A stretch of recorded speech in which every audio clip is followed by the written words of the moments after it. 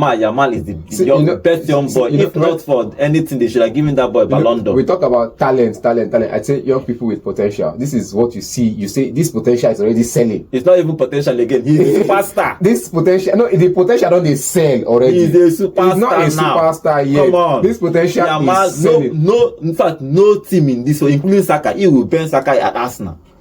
Hi, they will see Saka to the left. Now let's get it started. Let's get it started. Play ball! Barcelona young boys destroyed, trashed Real Madrid 4-0 at the Santiago Bernabeu. It was the second half showing for Barcelona. They came out in the second half fighting, winning all the balls. Hansi Flick made that tactical change in the second half to bring in De Jong in the midfield, and that whole game changed. And they trashed Real Madrid 4-0. Okay, no. So if you look at that game in the first half, it was even, and Real Madrid missed a whole couple of chances, especially the one Vinicius missed his chance. Bellingham at the time of comeback, when they were looking for a comeback, missed his chances. Kylian Mbappe ruled out for offside for 3 different goals, celebrating with 3 different. I think. Look at it now. He's the first player to do that in a long time, scoring 3 different goals, striking 3 different poses of celebration, and being ruled out for offside in the 3 goals. Okay, let's start with the setup for Real Madrid. They moved back to the formation they have been playing last season. Rodrigo is injured, so he moved out to the 4-4-2 diamond that he's been playing, where Jude was playing probably as a false 9, as an attacking midfielder or a false 9. What do you make of that setup? Do you think they should have stayed with their 4-3-3 they have been playing throughout this season, or is it part of their problem? Now you start asking yourself, you see players, you give players the opportunity, they come in and they show up for you. You start asking yourself now that what's the problem with the side? You have an Andagula who is a proper right winger. You have Ibrahim Diaz on the bench, though he's not available match fitness. I don't know why you're giving excuse of match fitness. You have players on the bench who can be in that position.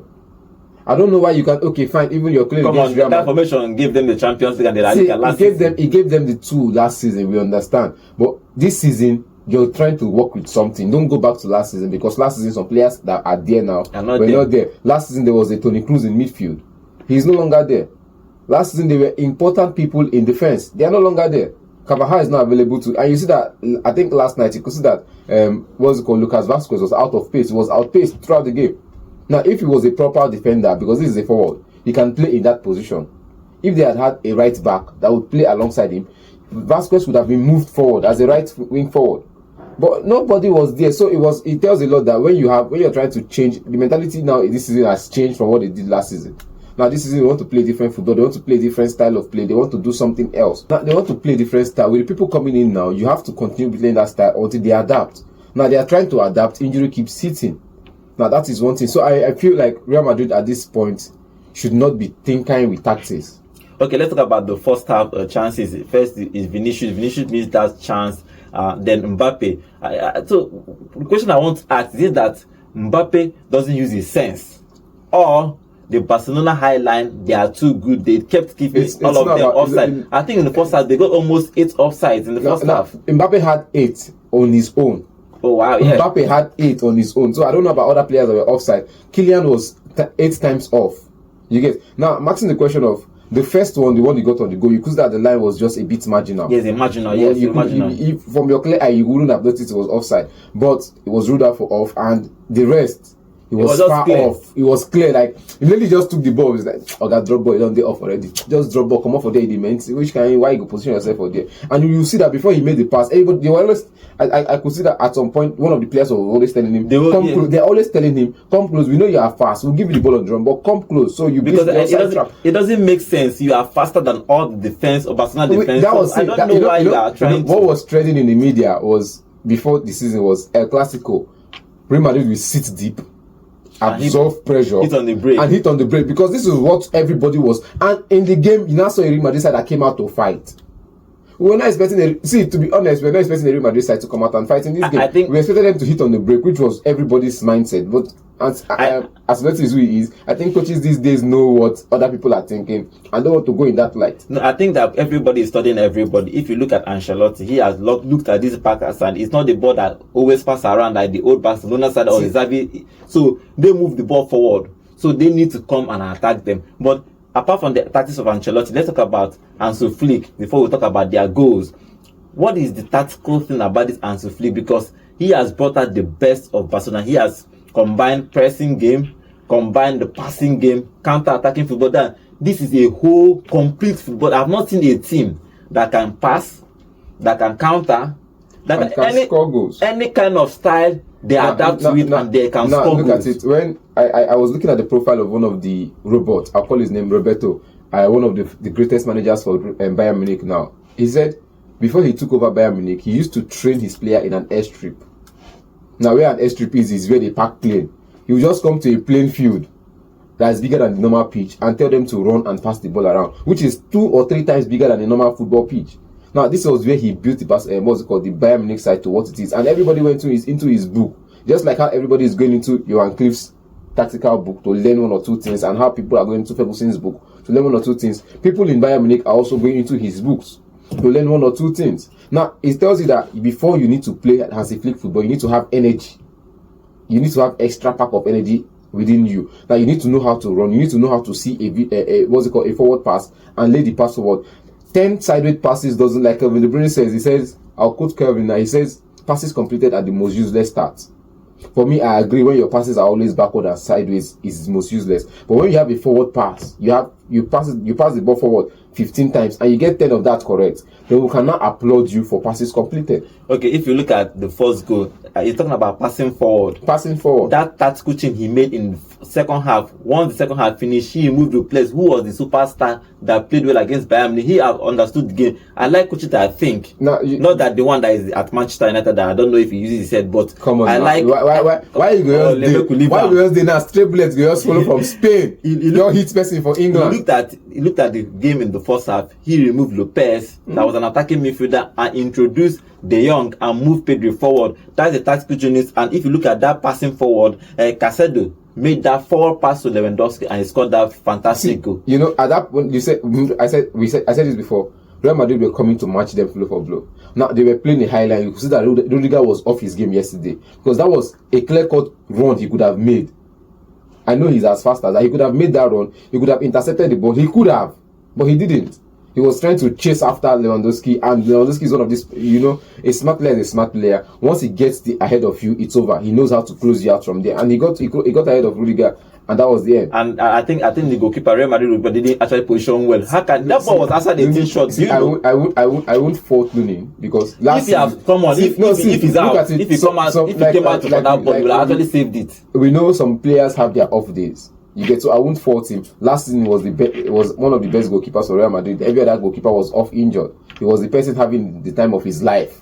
Last season he won the Champions League. Courtois came back and won the Champions League. You get having the time of his life last season, being the best goalkeeper for Real Madrid. When Courtois was out. Yes, now this season he's back. Courtois is out again. He's back. He needs to grow himself. I don't think he should. I think he lost focus on the opportunity, or perhaps he lost himself in track because he is now retired to the bench again as second goalkeeper. So that mentality is not there. But I need him to wake it up back and tell himself that he's better than the goalkeepers Real Madrid have now. Okay, the second goal, Lewandowski scoring 2 goals in space of 2 or 3 minutes. That cross from Blade and that lovely header, and so Flick actually followed him and nodded the ball inside the net. When you are proactive, because Hansi Flick right now is proactive, every movement is in your head, so you know what your team wants to play like, you know what your team wants to do. So what you are there to is like you reacting from the bench, and you're in the game but you're on the bench. It's like playing simulation game where you're in your house playing the game but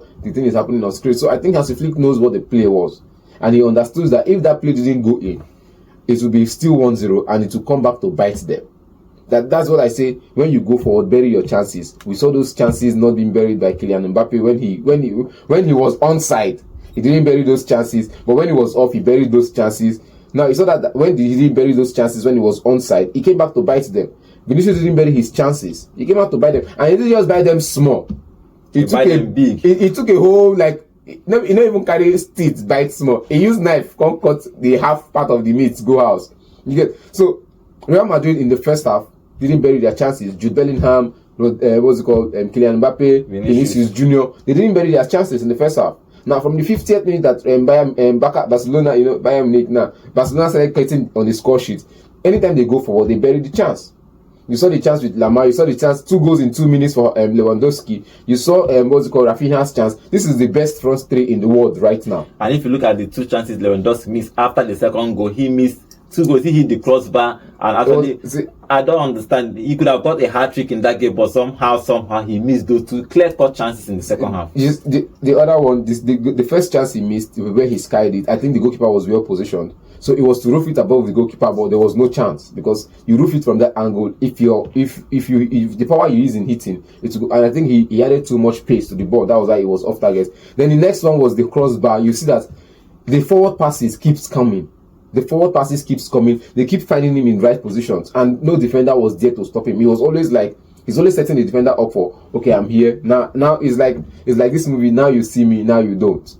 For Lewandowski, so now they see him. The next thing, he's off. You're not seeing him anymore, and he's positioned himself somewhere that is safer for him to get the ball and far from defenders to tackle him. Okay, after scoring 2 goals, they introduced Olmo in the second half, and they kept scoring goals and goals. Now let's talk about the Yamal goal, because Yamal is the best young player in the world. That boy is 17 years old, and he scored that beautiful goal. That pass from Raphinha, he got the ball with his right foot. He smashed that ball to the roof of the net. Come on. Yamal is the best young boy. If not for anything, they should have given that boy a Ballon d'Or. We talk about talent. I say young people with potential. This is what you see. You say this potential is already selling. It's not even potential again. He's a superstar. This potential, the potential don't they sell already. He's a superstar. He's not a superstar yet. Come on. This potential Yamal, is selling. in fact, no team in this one, including Saka, he will burn Saka at Arsenal. How they will switch Saka to the left. What if you had the Greenwood there? Leave Greenwood. That one hold you down small. But look at it now. That goal is, as a defender, if you see, I keep saying this, as a defender, you meet a player outside the box, you are out of position, you don't know where your keeper is positioned, make contact. Now, from the pass to Raphinha, the person that left did not make contact. Before Mendy could cover up, Yamal was already off, and his mind was, okay, fine, let me track him this way, let me block him. We call it shadow marking. Shadow marker, I mean go cut back. And didn't cut back. Now it tells you that you need to be smart. You need to have a level of smartness to take decisions like that. You don't always have to cut back. At some point, you see a clear-cut chance, and there was gap on the other side. Which, if he had cut back, he would probably have scored it, or he would probably be blocked by Mendy. But he didn't cut back, and there was enough gap on the other side, as on the near post, and Papa chose the right option, or the best option of his life, to hit with his right foot in the near post, and he got it. Is Yamal the best young player in the whole world right now? Right now?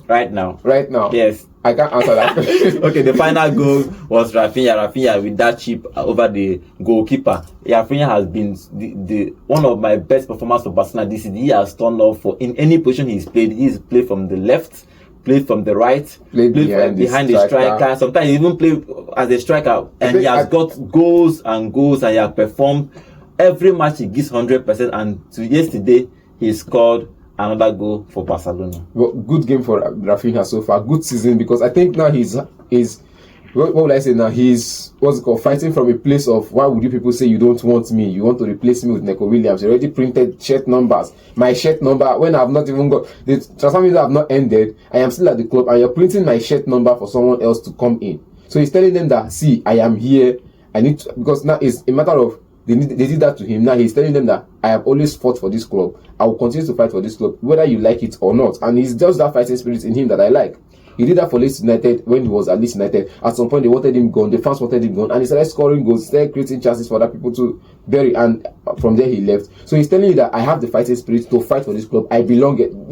It tells you the statement that when you go into a club and you say, this is where I belong. Now he's making the club fans or the fans of Barcelona know that he belongs among them. And he only needs a coach to unlock that potential in him. Okay, Ancelotti after the game made a statement that is funny, but we're going to talk about that statement. He said that the last time they lost to Barcelona 4 goals to 0, they won the La Liga and the Champions League. This one is far out, man. What do you make of this statement? Champions League, maybe because we know how they be for Champions League. They are a good cup side, but you see the league side. I don't think Real Madrid. I always say this, in the league I've not seen them do back to back in the La Liga. I've not seen them do 3-peats in the La Liga, but I've always seen them do 3-peats. This is not the first time they are doing 3 in a row in Champions League. You get, but we've never seen them go and check the record. You never seen the Real Madrid side come to the La Liga and do back to back to back. Yeah, they have done the double, but I've not done the triple. That is it. So for Real Madrid now, they should work on doing the triple. So we start fearing them again because we only feel like. Do you think that Ancelotti, the statement he made that they can still win La Liga because the answer I'm giving. It's 6 points. It was 3 points before, 3 points and 7 goals also. 3 goal difference was there. So the numbers now have added. So now 3 points plus goals. Now you have added another 3 points plus 4 goals. In La Liga they do head to head. Now head to head and goal difference. So in case you meet head to head now and maybe you win 1-1 head to head now, and maybe the second leg now is still there, still far. The next CLASICO, Real Madrid wins by 4-0. You now do goal difference now. So now by goal difference, they are passing you by a number of double figures of goals. Now in points is 6 points. Are you sure you can catch up with 6 points? That's the question.